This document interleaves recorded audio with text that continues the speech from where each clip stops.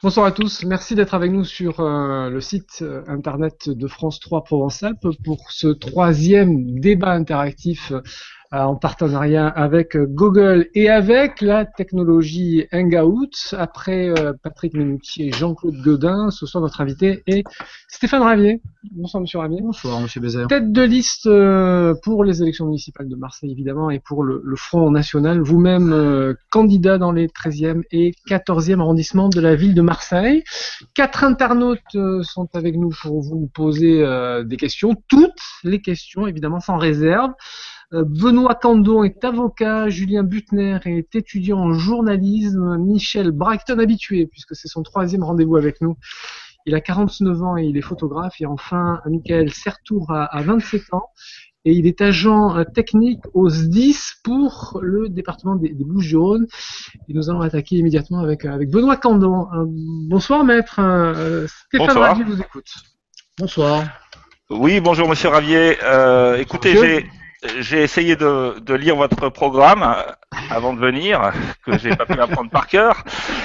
Et j'ai 3-4 petites questions. Alors la première, ça serait si vous êtes élu maire de Marseille, vous aurez donc la compétence sur les écoles primaires et notamment les cantines municipales.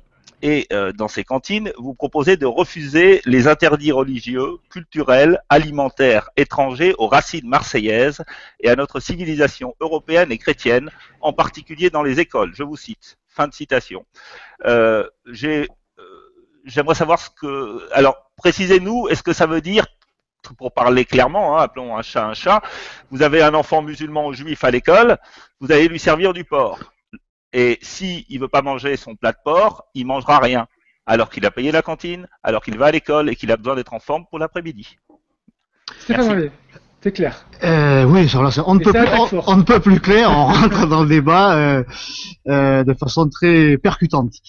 Écoutez, nous appliquerons tout simplement les lois, la loi constitutionnelle, une des lois constitutionnelles de ce pays, qui est la loi sur la laïcité. Et elle doit concerner aussi les écoles et les cantines dans ces écoles.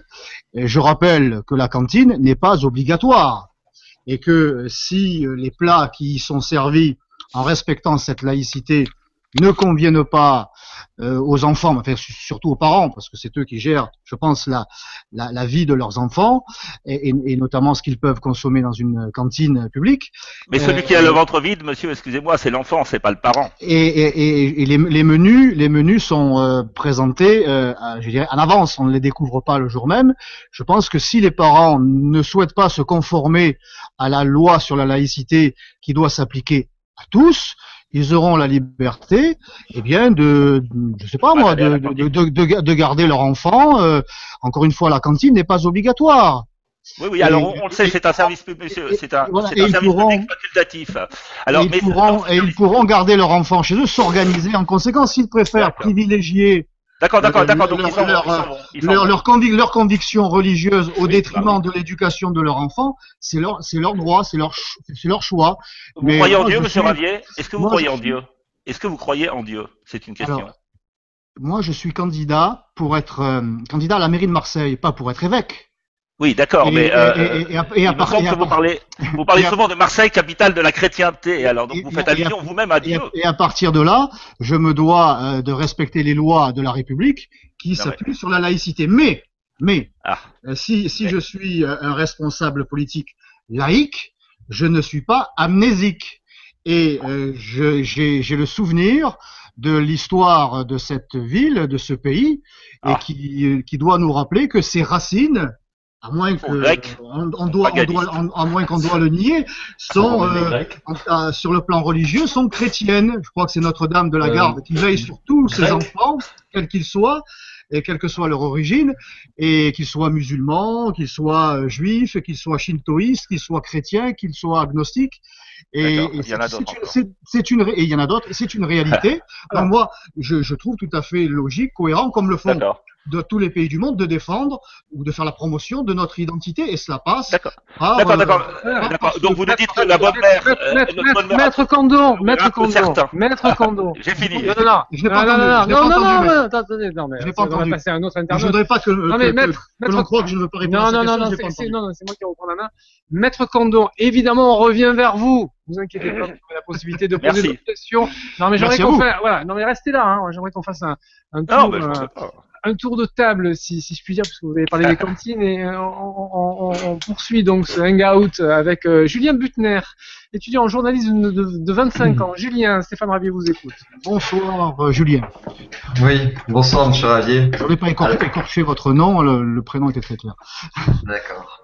Alors, on a beaucoup entendu Jean-Claude Gaudin et Patrick Minucci sur la vente du stade Vélodrome. Vous vous placez comment, vous, par rapport à cela? On vous a pas entendu sur ça.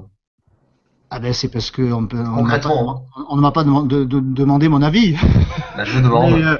Mais je suis un supporter de l'OM, un enfant de Marseille, et il y a comment dirais-je, des monuments qui appartiennent à tous les enfants de Marseille, auquel on ne doit pas toucher. Je dis pas que c'est sacro-saint le stade Vélodrome, hein, n'exagérons rien, mais le Vélodrome, parce qu'à Marseille on ne dit pas le stade Vélodrome, hein, on dit le Vélodrome, il appartient à tous les Marseillais quels qu'ils soient, et je serais assez favorable à ce que cela reste ainsi, à travers le fait qu'il soit géré par la municipalité. Non, je ne suis pas favorable à la vente de ce stade. Alors monsieur Menucci, qui n'aime pas le foot d'ailleurs, hein, il n'y comprend rien. D'ailleurs, le dernier match contre Nice, il est resté une mi-temps histoire de se montrer, et puis il est parti. Remarquez, vu la qualité du match, on ne peut pas lui en vouloir. Mais toujours est-il que il nous dit, bon, en vendant le stade, ça va nous permettre bien d'alléger le coût qui est celui d'aujourd'hui. Financer les rythmes scolaires. Pour financer les rythmes scolaires, c'est ça. C'est toujours évidemment pavé de bonnes intentions. Or, les stades qui ont été vendus à l'étranger, comme en Angleterre, bon, ben, le prix des places a doublé, voire triplé. Alors, ce qui semble être une bonne idée au départ risque de coûter finalement très cher aux Marseillais, en particulier aux supporters, qui sont souvent issus des quartiers populaires et qui risquent de payer le prix fort, la mauvaise idée de monsieur Menucci. Donc votre réponse est non, comptez pas vendre le stade concrètement. On vous reproche beaucoup de ne pas être très concret en fait sur la question comme ça. De vous en donner les raisons, mais voilà, c'est non. Voilà, pour la vente, c'est non. Ça va, Julien, pour cette réponse? Bah oui, je préférerais pour financer que l'on arrive à persuader Madame Louis Dreyfus de payer le loyer qui devrait être avec la valeur locative du terrain est de 8 millions d'euros. Or, elle paye quelques dizaines de milliers d'euros par an. Une somme dérisoire. Je crois qu'il faudrait convaincre Madame Louis Dreyfus de faire un effort, parce que je suis persuadé qu'elle aime Marseille et qu'elle veut participer à son développement pour payer les rythmes scolaires ou les infrastructures sportives qui nous manquent ici dans cette ville cruellement. Eh bien voilà, qu'elle mette un petit peu la main à la poche et qu'elle nous verse ce qu'elle nous doit. Michel Braque, un habitué de ces hangouts. Michel. Oui, bonsoir monsieur Stéphane Ravier.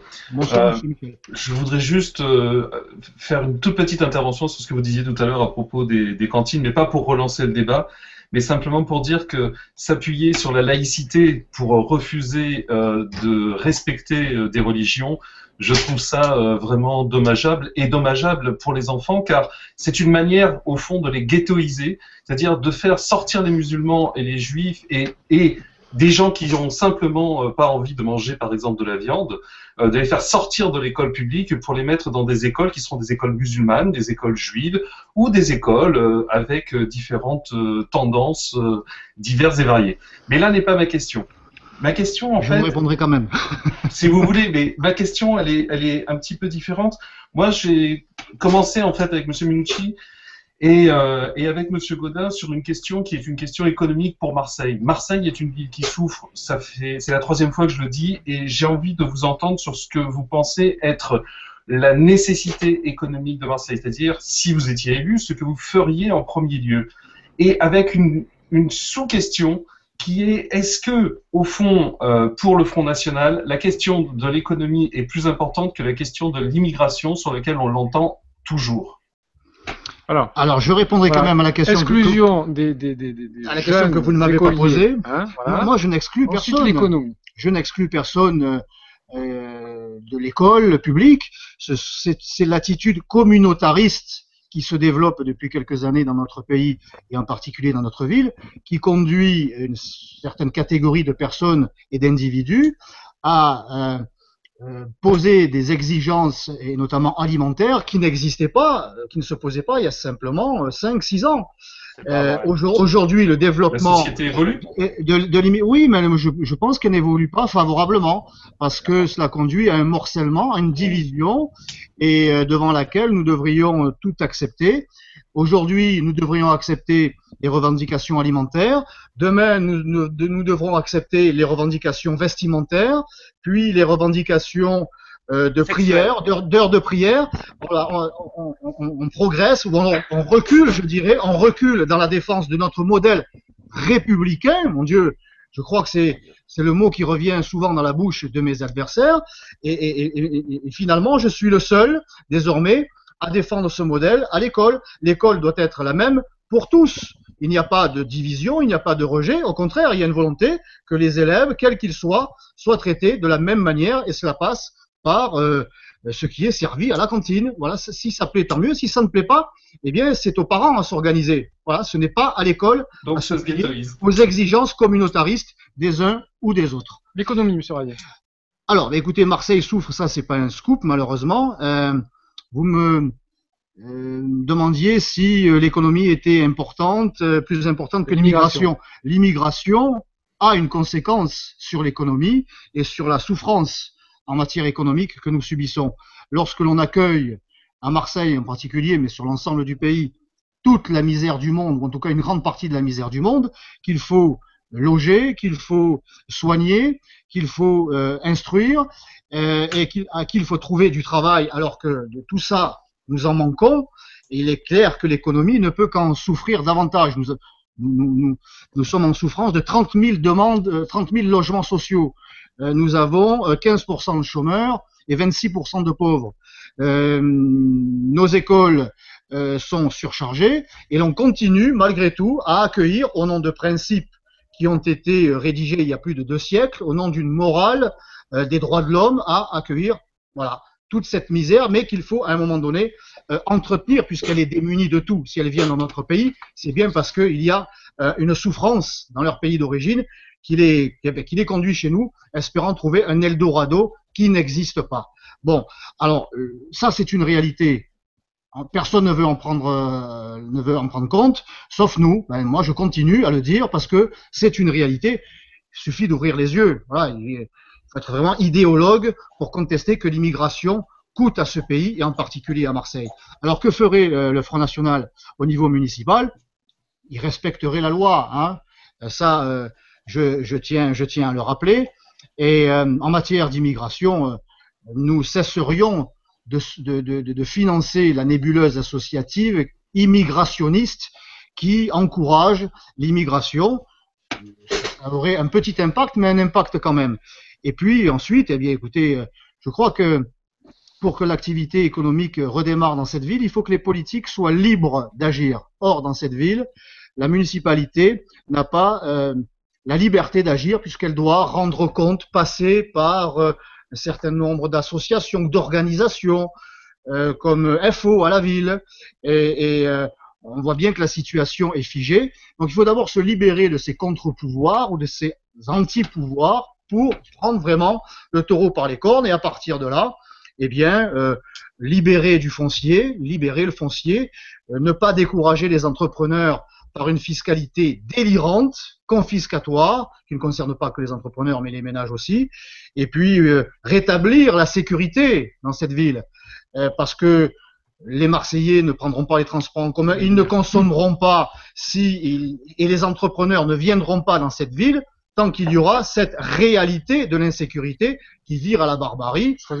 Même les joueurs de l'OM sont braqués chez eux, donc ça donne pas envie aux entrepreneurs de venir s'installer ici. Alors, il faut des transports aussi, il faut des écoles, il faut des crèches pour les pour ceux qui pourraient venir s'installer dans notre ville. Alors, on va retrouver Michael, que nous n'avons pas encore entendu. C'est un agent technique du SDIS. On revient vers vous, Michel. C'est juste une remarque. Rapidement. C'est juste une remarque, c'est que lorsque l'on parle de l'immigration 2 siècles, il faut absolument abandonner tout ça. Par contre, lorsqu'on parle de la religion, 2000 ans de chrétienté, il faut absolument le maintenir et ne pas respecter les autres religions.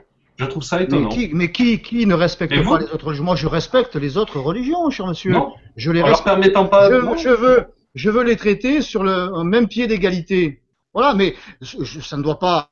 Je ne pense pas que ça soit contradictoire que de rappeler que cette ville a des racines chrétiennes. Quand vous allez dans tous les pays. Non, monsieur, cette ville a d'abord des racines grecques et romaines. Et notamment pas seulement chrétiennes.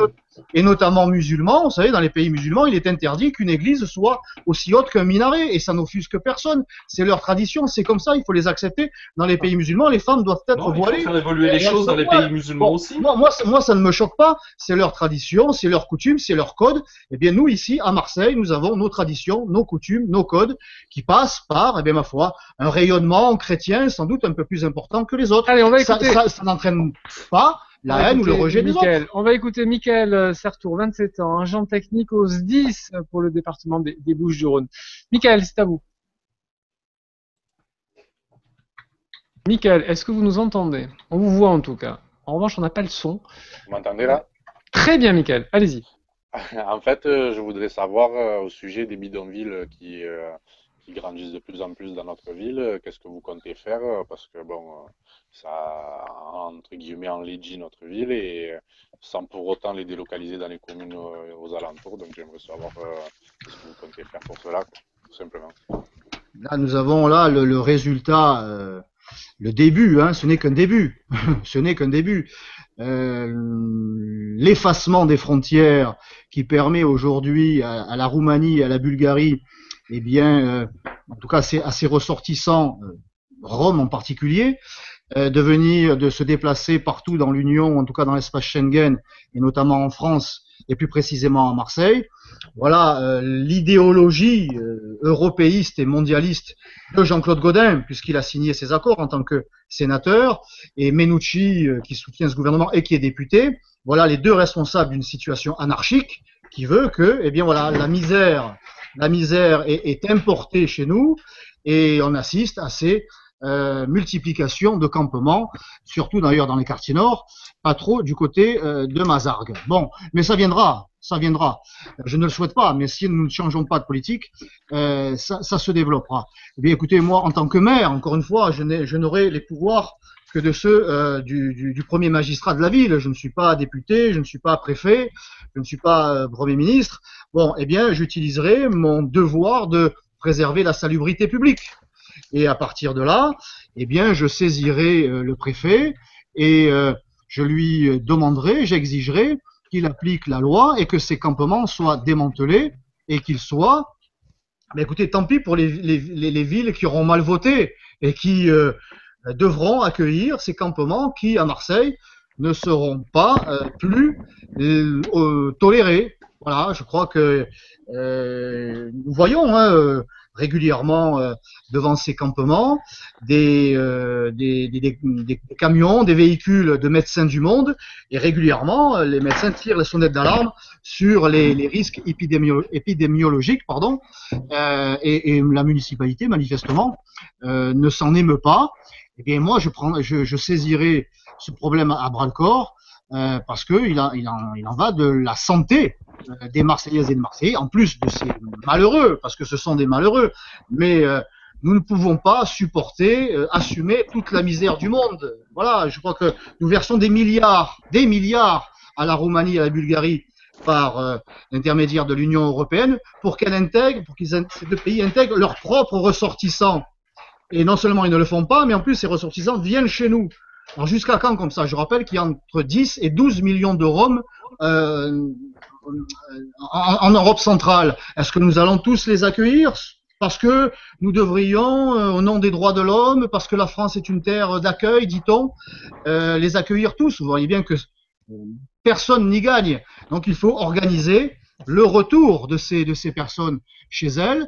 Et je dirais au pire, eh bien, épargner à Marseille que ces campements se développent et même que ces campements soient démantelés, parce que, encore une fois, il en va de la santé. Je ne parle pas de l'insécurité qui en découle aussi. Monsieur Ravier, avant de retourner voir Benoît, histoire de le laisser encore monter un peu en température, on retrouve Julien. C'est vrai qu'il a l'air bouillant, hein, il est bouillant. Ah bon. Non. On sent bien qu'il est motivé. Julien Butner, notre étudiant en journalisme, une question. Oui, j'ai une question pour vous encore. Vous venez de lier Monsieur Minucci à son parti, donc je peux pas m'empêcher d'en faire autant. Toutes les villes aux mains du FN ont été des échecs, Marignane, Vitrolles, Orange, Toulon en 95-97, avec des préférences nationales à l'embauche, des gestions catastrophiques de la culture et des associations. Pourquoi avec vous ça changerait en fait, Monsieur Ravier? Tout d'abord, je m'inscris en faux contre ces affirmations de mes adversaires, notamment de Monsieur Menucci. C'est pas vos adversaires, là, c'était des articles dans Mediapart, Mediapart, c'est pas un adversaire, c'est un ennemi. Ça, c'est encore pire. Mais ça fait partie du mythe fondateur de la politique anti-Front National. Donc c'est pas vrai, ces villes-là, c'était pas des échecs. Non, mais il suffit de se pencher sur les résultats à la fois économiques, puisque tout à l'heure nous parlions d'économie, de gestion de la dette et les résultats électoraux. Alors très rapidement, pour ce qui est de Toulon, lorsque l'équipe Front National remporte la municipalité, la ville est en situation de faillite, quasi faillite. Le préfet est à deux doigts de reprendre la gestion de la ville. Donc on voyait bien que le RPR-UDF, donc l'UMP, avait ruiné la ville. Lorsque nous perdons la ville, eh bien nous avons commencé à redresser la situation budgétaire. C'est une réalité, ça c'est vérifiable. Bon, Monsieur le Chevalier a personnellement commis des erreurs, le Front National l'a dénoncé et nous nous en sommes séparés. Nous, les branches pourries, on les coupe, on n'en fait pas les premiers secrétaires. Quant à Vitrolles, Madame Maigret a été réélue, je le rappelle, malgré le tohu-bohu, comment dirais-je, la tempête en raison de cette histoire de l'association Le Sous-Marin, on s'en souvient tous, et son erreur. C'est son erreur que de vouloir instaurer une préférence nationale, une prime à la naissance pour les enfants français et européens. Bon, on ne peut pas le faire au niveau municipal. Il faut attendre que nous soyons au pouvoir pour changer la loi dans ce domaine. Donc cette erreur ne sera pas commise à nouveau. Mais là aussi, la situation budgétaire et financière a été améliorée. Elles auraient toutes mérité le triple A. À Marignane, la même chose. Monsieur Maigret est condamné parce qu'il utilise l'argent public de la mairie pour écrire à tous les maires de France pour en obtenir le parrainage pour se présenter aux élections présidentielles en 2002, c'est-à-dire pour nuire au Front National. Et il n'est plus au Front National. Quant à Marignane, il est réélu, et c'est lorsqu'il rejoint l'UMP que manifestement il en adopte un petit peu les travers et qu'il se retrouve devant les tribunaux. Et il n'était plus donc au Front National. Et alors, à Orange, il n'est plus au Front National, hein, je ne veux pas dire qu'il ne l'est plus. En tout cas, sa gestion... Ça va mieux quand même, les relations se sont apaisées. Hein. Elles se sont apaisées. Écoutez, il a été élu la première fois en triangulaire. Lorsqu'il a été réélu, il a été réélu dès le premier tour avec 60% des voix. Puis il a été réélu une troisième fois, enfin il a été réélu une deuxième fois, ce qui fait 3 élections. Entre-temps, il est conseiller général. Il est député. Son épouse est élue conseiller général et maire de Bolène. Si ça, ce ne sont pas les preuves éclatantes de la satisfaction des Orangeoises et des Orangeois de la gestion de la municipalité, je sais pas, nationale, Front National, Ligue du Sud, écoutez, là, c'est quand même assez flagrant. Donc, encore une fois, ce que peuvent raconter Mediapart et nos adversaires est totalement erroné. Et je crois qu'on peut être fier, moi je suis assez fier de la gestion des municipalités Front National. Et nous ferons encore mieux. Encore mieux. Donc concrètement, on aura le temps de refaire un tour. Il y a eu quelques couacs que moi je ne nie pas qu'avec. Donc concrètement, c'est quelle ville était une réussite? Parce que j'aimerais bien des réponses concrètes. Pour vous, c'était une réussite. Ah, globalement, oui, bien sûr. D'accord, très bien. Les deux couacs que j'ai évoqués, vous voyez, je ne les oublie pas. C'est cette histoire de lutte avec entre la municipalité, de bras de fer entre la municipalité et l'association Le Sous-Marin. Alors on nous a dit, mon Dieu, la culture, ça y est, elle s'effondre, elle ne s'est jamais effondrée. Voilà, ça a été un épiphénomène et certains en ont profité pour nous faire croire que le Front National était contre la culture. Bon, et puis cette histoire de prestations accordées pour les enfants français ou européens. Mais non, mais le complot. C'est pas le complot, c'est une erreur, je le dis, c'est une erreur de la municipalité Maigret d'avoir voulu appliquer au niveau local ce qui n'était pas permis dans la loi. Et il faut attendre que 2017 arrive pour que la loi soit changée. Allez Benoît. Très bien, merci. Maître Cando. Oui, alors un petit rebondissement sur cette dernière problématique, c'est-à-dire ces anciennes municipalités FN. D'abord, Catherine Maigret n'a pas été réélue puisque sa deuxième élection a été annulée par le Conseil d'État, monsieur. Oui, elle a été élue qu'une seule fois. Elle a quand même été réélue. Non, mais réélue quand c'est annulé, ça compte plus, monsieur. C'est fini. Mais pour quel motif? Eh ben parce que justement il y avait eu des tracts injurieux et diffamatoires vis-à-vis du candidat certains ont jugé au RPR à l'époque. Non mais si vous parlez tout le temps, c'est pas la peine. On a moi ça me fait pas rire. Voilà, c'est bien. Chacun son tour. Chacun son tour. Non mais de toute façon c'est une émission complètement déséquilibrée. On pose une question, après il répond et on peut pas répondre. Donc c'est juste des questions. Donc moi je vous dis, personne ne vous oblige à y rester, monsieur. Absolument. Mais je pense que un petit peu de revenir sur la réalité, c'est une bonne chose. Alors, à Marignane et à Vitrolles, parce que moi j'ai fait mes premiers pas d'avocat en faisant des procès contre ces deux municipalités que je chérissais donc. Il y a eu un financement d'une association qui est une sorte de resto du cœur ou de secours catholique français, créé par le FN, inauguré par Jean-Marie Le Pen, que vous connaissez, qui s'appelle Fraternité Française. Et ça vous gêne, ça, hein. Française, ça, on sent que ça vous gêne, hein. Je précise juste que, Maître Cando, je précise juste que c'est pas vraiment du débat, hein. C'est vraiment vous poser des questions. Non, alors, la question que vous voulez, évidemment, la question que vous voulez, et, non, mais non. Pareil, monsieur Ravier, hein, non, mais, pas du débat, non. Non, mais monsieur le journaliste, venez au secours de monsieur Ravier, allez-y. Aidez-le, il s'en sort pas, aidez-le. Monsieur Cando, non, arrêtez. C'est le complot médiatico-frontiste. Non. Est-ce que je peux poser une question? Oui, alors, je pose la question. Alors, je suis tout. D'accord. Alors, l'expérience de la gestion FN des municipalités de Marignane et de Vitrolles montre que dans celle-ci, des politiques discriminatoires ont été menées en matière sociale, avec la création et le financement à donf, c'est-à-dire subventions plus locaux gratuits et les fluides, et j'en passe, d'associations qui ne réservaient leur secours qu'aux Français, avec la prime de naissance de Catherine Maigret qu'on connaît. Aujourd'hui, vous la reniez, mais c'est tout à fait votre programme. Je viens de le confesser. Je suis désolé. Non, mais vous pouvez ne pas me couper la parole, c'est la moindre des choses quand même. Ça va arriver sur un point d'interrogation. Voilà. Donc, ça a été. Moi, l'expérience que j'en connais, c'est quelque chose d'absolument atroce. Tous les agents municipaux l'ont très mal vécu. Il y a eu des déprimes, des départs, et il y a eu des embauches de gens complètement incompétents. Alors tout ça, ça nous fait quand même bien rire. On se demande quelle crédibilité vous avez, parce que de la gestion de ces villes FN, il n'en ressort rien. Sinon, les ennuis avec la justice de leurs anciens dirigeants. Et par exemple, monsieur Simon Pierry, l'ex-maire de Marignane FN, a des ennuis à cause de sa gestion du temps du FN. Donc, vous avez beau taper sur l'UMP, le PS et tout ça, je suis d'accord, ils sont pas très clean, tous ces gens-là, mais vous faites pas mieux. Et, a priori, l'expérience montre que vous pourriez faire pire. Alors, en économie, vous nous dites question que vous désirez lutter contre la pollution, parce qu'à Marseille, on vit moins longtemps. On va changer un peu de sujet, il y en a marre de l'immigration maintenant. Donc, on vit mal, on vit 8 mois de moins, parce que on bouffe plein de pollution, notamment la pollution automobile, qui est extrêmement grave. On est tous d'accord, je suis tout à fait heureux de voir que vous en faites un fer de lance de votre campagne. Cependant, vous enchaînez, monsieur, en disant il faut développer les places de stationnement pour les voitures. Et alors ça, vous le déclinez partout, parce que vous savez que le Marseillais a des galères pour se garer et qu'il aimerait vraiment des places de stationnement. Or, vous ne pouvez pas faire les deux en même temps. Donc, comment voulez-vous réduire, ma question, comment voulez-vous réduire la pollution tout en développant le parc de stationnement des voitures? Voilà, c'est très clair. Je ne vois pas où est la contradiction. Alors, je vais pas revenir sur les mairies, monsieur Simon Pierry. Non, mais on parle des voitures, là. Non, mais bon, je peux pas vous laisser non plus affirmer une erreur. Voilà. Une contre-vérité. La gestion FN, ça marche. Voilà, elles auraient toutes mérité le triple A. La sécurité s'était améliorée et nous avons eu affaire, à des organisations politiques qui ont mené une lutte politique et qui n'avait rien à voir avec la gestion des municipalités. Pollution et voiture. Je ne vois pas ce qu'il y a de contradictoire à proposer des places de stationnement, et notamment aux abords des métros et même en ville.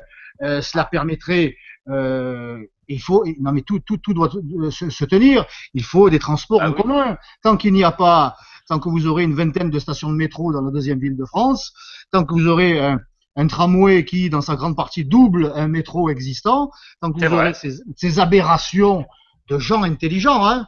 Parce que, non, ils sont pas intelligents. D'après ce que, en tout cas, ils ont des diplômes. Ils sont pas au Front National. Donc, vous savez bien, vous venez de le rappeler, les abrutis, c'est le Front National. Ce qui veut dire que logiquement, les autres devraient être beaucoup plus performants. Bon, ben, vous voyez, comme quoi, l'UMP et le Parti Socialiste, à Marseille en particulier, ont fait preuve d'aberration en matière de développement des transports et qui conduit, tout ça conduit les automobilistes à être considérés comme des véritables délinquants. Alors, moi, je crois que ce ne sont pas des délinquants. S'ils prennent leur véhicule, c'est parce que dans les transports en commun, quand ils existent, eh bien, ils ne s'y sentent pas toujours en sécurité. À partir de là, il faut développer les transports en commun. Il faut finir cette EL2 qui est un projet qui date de 70 ans. Monsieur Fillon, en 2007, le Premier ministre, cher au cœur de Monsieur Gaudin, nous avait promis qu'il la terminerait. Il ne l'a pas terminée. Aujourd'hui, c'est Monsieur Hérault, que soutient Monsieur Menucci, qui nous l'a promis. Alors, les promesses n'engagent que celles et ceux qui les écoutent, surtout avec l'UMPS. Bon, ben voilà, c'est ce chantier-là. Vous voulez développer le métro aussi. Vous voulez développer la ligne de métro, non? Aussi. Vous voulez développer la ligne de métro, c'est un projet important pour vous. Non, mais tout le monde est d'accord là-dessus. Je crois que même vous. Avec quel argent, monsieur? Comment vous allez faire? Ça coûte 450 millions. C'est ce que j'allais vous dire. C'est ce que j'allais vous dire. Nous sommes tous d'accord pour améliorer les transports en commun, pour qu'il y ait une station de métro tous les 500 mètres. Moi aussi, je peux vous en faire des propositions démagogiques. C'est ce que vous faites dans votre programme. Vous ne chiffrez pas. Mais c'est votre avis. C'est votre avis. Mais c'est pas marqué, hein. Je l'ai là. Hein. Nous avons. Mais les chiffres, ça sert à quoi? Les autres nous en donnent des chiffres. Ça sert à quoi? Vous dites que vous n'augmentez pas les impôts. Comment voulez-vous payer ça? Ils ne les tiennent jamais. Les autres, c'est vrai, mais vous n'allez pas faire mieux. Ils nous donnent des chiffres. Alors ça fait sérieux, vous voyez comme on a bien travaillé, mon Dieu, on a sorti notre calculette, on a fait des tours. Ah bah oui. Mais ça ne tient. C'est ça la gestion, monsieur. Non, moi je ne suis pas là pour vendre du rêve. Je prends la réalité en compte. La réalité, c'est quoi? Vous le savez vous-même. C'est 1,8 milliard d'euros de dette. C'est plus d'1 milliard à la communauté urbaine. Ça veut dire que les Marseillais sont endettés, ils ne le savent sans doute pas, à hauteur de 3 000 euros chacun, grâce à la formidable gestion de Jean-Claude Gaudin, Monsieur Caselli. Bon, eh bien, tout ça, c'est évidemment un boulet. Au niveau national, c'est 1900 milliards d'euros de dette. Alors, quand on est dans cette situation-là, on ne peut pas promettre la Lune. Alors moi, j'aimerais qu'il y ait des métros, mais pour l'instant, ça va être difficile. Ça va être très difficile. Il reste 8 minutes. Je suis évidemment favorable. Monsieur Ravi, il reste 8 minutes d'émission et j'aimerais qu'on retourne effectivement voir et entendre, écouter Michel Braque et Michael Sertour. Donc, question courte, réponse courte, de manière à ce que voilà, on puisse faire encore à nouveau un mini tour de table. Michel, c'est à vous. Alors, je vais faire une question très très courte. Il est probable que le Front National, enfin, il semble probable que le Front National n'arrive pas en tête des élections à Marseille. Je le souhaite. Enfin, c'est pas de la divination, hein, c'est ce que disent les sondages, etc. Et moi, j'aimerais savoir ce que vous feriez si effectivement vous n'étiez pas en tête au premier tour. Est-ce que vous vous maintiendrez ou pas? Et si vous ne vous maintenez pas, vers quelle consigne de vote donnerez-vous? C'est-à-dire, est-ce que vous chercherez à faire gagner M. Gaudin ou est-ce que vous chercherez à faire gagner M. Menucci, si ces deux candidats qui sont vraisemblablement les deux qui seront les mieux placés, arrivés en tête? Écoutez, entre le dépôt de bilan, le bilan qui est un dépôt de bilan de Jean-Claude Gaudin, et la faillite socialiste déjà subie en raison de la calamiteuse politique gouvernementale si chère à M. Menucci, entre ces deux fléaux, je n'aurai pas à choisir. Je n'aurai pas à me positionner parce que nous serons la liste Marseille Bleu Marine, que j'ai l'honneur de conduire sur l'ensemble de la ville et dans le 7e secteur. Les listes Marseille Bleu Marine seront toutes au deuxième tour. Toutes, j'en prends le pari, peu risqué, voire pas risqué du tout, donc je n'aurai pas à choisir. Non, moi je n'ai pas à faire la courte échelle ni à M. Gaudin, ni à M. Menucci, je fais la courte échelle aux Marseillaises et aux Marseillais, c'est eux qui m'intéressent. C'est à eux que je m'adresse. Je leur dis que côté Front National, et notamment dans le 7e secteur, dans les 13e et 14e, eh bien, c'est permettre la défaite de la gauche. Et à partir de là, le Front National aura un groupe et il travaillera à la mairie. Nous ne serons pas là pour bloquer la situation. Elle est déjà assez bloquée comme ça. Et nous travaillerons dossier après dossier. Si je devais ne pas être le maire de Marseille, je dois l'envisager. Eh bien, le maire qui sera, ou celui qui aura pris place sur le fauteuil, dans le fauteuil de maire, eh bien, nous lui ferons comprendre, si je tiens d'ores et déjà à le rassurer ce soir, que nous travaillerons dans l'intérêt général, pour tous les enfants de Marseille, quels qu'ils soient. Et encore une fois, je n'ai pas à sauver le soldat Jean-Claude ou le soldat Patrick, parce que les listes Marseille, Bleu Marine seront tous au deuxième tour et nous aurons des élus. Je vais peut-être affiner la question, mais très rapidement. Hein. Si vous avez entre 5 et 10 conseillers municipaux au conseil municipal, c'est-à-dire que ce soit Patrick Mennucci, soit Jean-Claude Gaudin, les deux seront en majorité relative, si je puis dire. Oui, c'est une chance, voilà. C'est une grande chance. Qu'est-ce que vous allez faire de ce pouvoir énorme? Puisqu'il y aura une majorité relative, puisque nous serons débarrassés de ce fardeau de la majorité absolue qui a conduit Jean-Claude Gaudin à agir presque en autiste, à n'écouter personne, à faire ce qu'il a voulu depuis 19 ans, couper des réalités marseillaises et ayant une majorité d'élus, le doigt sur la couture, n'osant rien lui dire, puisque M. Gaudin, c'est en plus le grand Manitou de la commission d'investiture à l'UMP. Donc personne n'osait lui dire quoi que ce soit, personne ne l'a alerté sur la sécurité, personne ne l'a alerté sur la fiscalité qui est un... Mais est-ce que vous allez faire une réponse claire? Donc nous, en mairie centrale, puisque nous ferons pencher la balance, eh bien nous la ferons pencher du bon côté. Nous secourons le cocotier, nous forcerons la majorité relative à nous écouter, c'est-à-dire à écouter tous les Marseillais, parce que nous ne serons pas des demi-élus, et nous travaillerons dossier après dossier. Avec 5 élus, vous représenterez tous les Marseillais. Et contre l'un. Non, mais nous sommes aussi Marseillais, nous ne sommes pas des demi-Marseillais. Bon. Et nous ne serons pas des demi-élus, accordez-moi au moins ça. Et nous porterons la voix de nos électeurs, qui ne sont pas des pestiférés, pas encore, je crois, et nous écoutons, nous lirons les dossiers, nous écouterons, et puis nous nous ferons entendre. Nous adresserons au maire en disant, Monsieur le maire, écoutez, là, ça va pas. Là, nous estimons qu'il faut faire un effort en matière de fiscalité. C'est plus possible d'augmenter les impôts. Si c'est insupportable. S'il ne fait pas l'effort, vous voterez contre, avec donc. Évidemment, nous voterons dans le seul intérêt général des Marseillais. Nous n'aurons pas une attitude partisane. Ça sera l'intérêt des Marseillais d'abord. C'est très clair. Dernière question avec Michael. Michael, nous vous écoutons. Oui, vous parlez souvent de l'insécurité qu'il y a dans les transports en commun et j'aimerais savoir comment vous comptez régler ce problème. Alors, nous apporterons notre pierre municipale, encore une fois. Jean-Claude Gaudin répétait il y a encore quelques temps que la sécurité, c'est une fonction régalienne de l'État, que c'est à l'État d'assumer cette action. Il ne se souvient pas que c'est son gouvernement, sous Nicolas Sarkozy, qui a réduit considérablement les effectifs de la police nationale, et notamment de 400 policiers à Marseille. Alors aujourd'hui, il tire à boulet rouge sur le gouvernement socialiste, mais il n'a rien trouvé à redire lorsque Claude Guéant réduisait le nombre de policiers à Marseille, alors que la situation était déjà critique.